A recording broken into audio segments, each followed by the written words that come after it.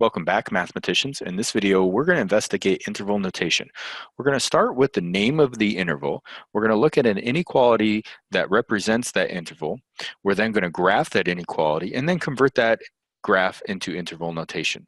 So we're going to start with the open interval, which an inequality that represents that open interval is x is greater than 1 but less than 4. The reason why this is an open interval inequality is because it does not have the equal to part with the inequality symbols.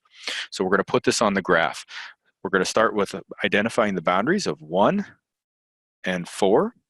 Now, because this is x is greater than 1 but less than 4, the solution set are all real numbers between 1 and 4. So I'll highlight that solution set, but notice that it cannot be equal to 1 or 4. Now, in previous classes, you might have used open dots to represent those boundaries.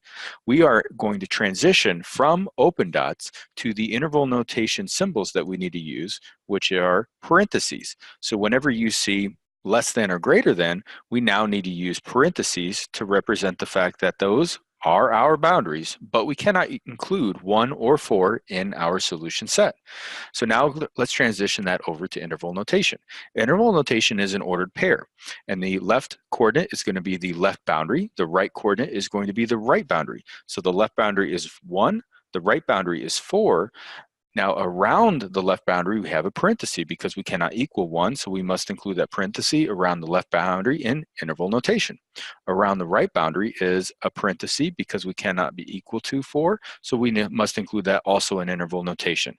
Let's go to a closed interval. Now the reason why this is considered a closed interval is because x in this case is greater than or equal to 3 and also less than or equal to 7. So the equal to part means that it's a closed interval, equal to with both inequality symbols. So once again, we're going to put the boundaries, which is 3 and 7, on our number line. We're then going to shade where we have our solution set, which is all real numbers between 3 and 7.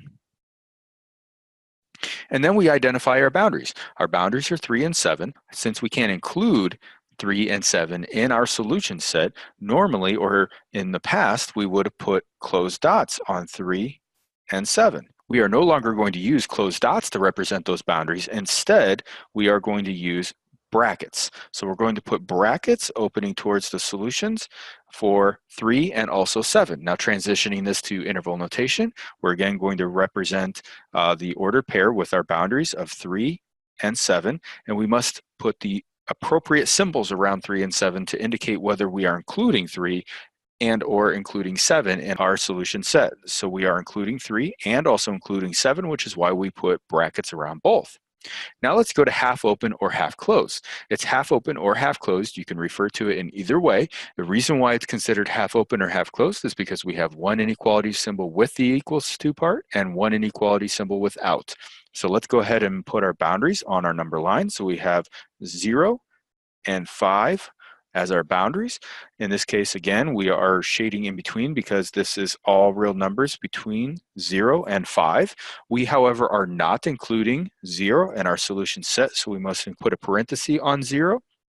But we are including 5 in our solution set, so we put a bracket on 5. Now converting this over to interval notation, we're going to represent the ordered pair as our boundaries of 0 and 5. We must not include 0, so that's why we're going to put a parenthesis around 0, and we are including 5, which is why we put a bracket. Now we've got 3 examples where we have unbounded. Unbounded means that we have one boundary, but we're missing one boundary, meaning that it's going to go on to infinity or possibly negative infinity in one direction or the other. In this case, we have x is less than 3. So we're going to start by putting 3 in the center of our number line. Since x is less than 3, we're going to go ahead and shade all the values that are less than 3, which would be all of these real numbers. And notice that we go to the arrow, and the arrow does insinuate that we are including every real number to negative infinity, starting with 3.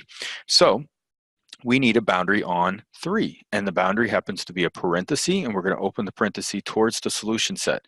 So now we have to transition this over to our ordered pair. Because of the fact that we do have a right boundary, which is 3, with a parenthesis, because we're not including it, we're going to represent the right coordinate with a 3 with a parenthesis. However, we do not have a left bound, and that's why it's considered unbounded. So in place of a left boundary, we put the symbol negative infinity. And we always use the parentheses symbol around negative infinity or infinity because we can never truly equal infinity or negative infinity since it is actually not a value, it's an idea. So let's go to the second one where we have x is greater than or equal to 2. We're going to put 2 in the center of our number line. In this case, because x is greater than or equal to 2, we know we are shading to the right. These are all the values that are greater than 2. And we're going to put a bracket around 2 opening to the right because that's the direction of our solution set. And we're putting a bracket because we can equal 2. Now transitioning this over to our interval notation, we have 2 as our left bound. We are unbounded to the right, so therefore we're going to put the infinity symbol. We can include 2, and we never include infinity or negative infinity. Now we're going to go to the very last example, which you notice I do not have an inequality. For this example, it's going to be the set of all real numbers. So the set of all real numbers is going to be the entire number line shaded. So this entire number line. So to transition this to interval notation, notice we do not have a left boundary or a right boundary. So the interval notation will be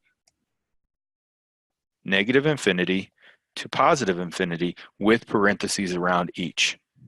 All right, guys, good luck.